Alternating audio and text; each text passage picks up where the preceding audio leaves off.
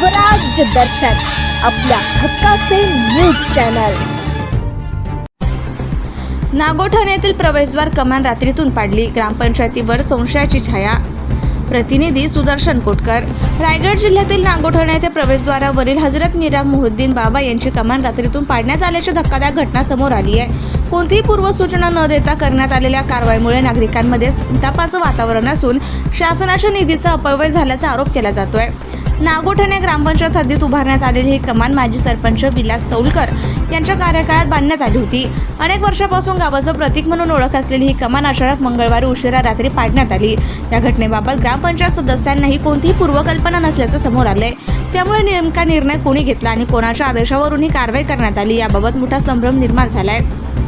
दरम्यान काही स्थानिकांकडून रिलायन्स कंपनीच्या प्रस्तावित मोठ्या प्रकल्पासाठी वाहतूक सुलभ करण्याच्या उद्देशाने ही कमान हटवण्यात आल्याची चर्चा आहे। मात्र या संदर्भात कोणताही अधिकृत दुजोरा अद्याप मिळालेला नाही। या प्रकरणाची सखोल चौकशी करून जबाबदारांवर कारवाई करावी, तसेच सार्वजनिक मालमत्तेचं संरक्षण करण्यासाठी ठोस उपाययोजना कराव्यात अशी मागणी स्थानिक नागरिकांकडून करण्यात येते। दरम्यान या संदर्भात ग्रामसेवक राकेश टेमघरे यांच्याशी संपर्क साधण्याचा प्रयत्न करण्यात आला, मात्र त्यांच्याशी संपर्क होऊ शकला नाही। त्यामुळे या प्रकरणाचं गूढ आणखीन वाढलंय।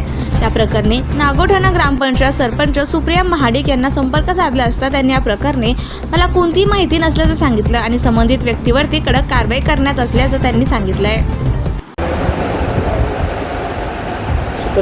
काय मागणी आहे? आमची हीच मागणी आहे का नागोठण मीरानगर ही इथे कमान होती, ही रात्री मध्यरात्री काही कारणास्तव ही तोडलेली आहे। मध्यरात्री ही वेळ का आलेली आहे? ही शासनाच्या ह्याने ती कमान बांधलेली आहे। ही मध्यरात्री कमान तोडली का आहे? आणि रात्री ती पण 2 वाजता जमीनदोस्त केलेली आहे कमान, ह्याचा आम्हाला उत्तर द्यावा।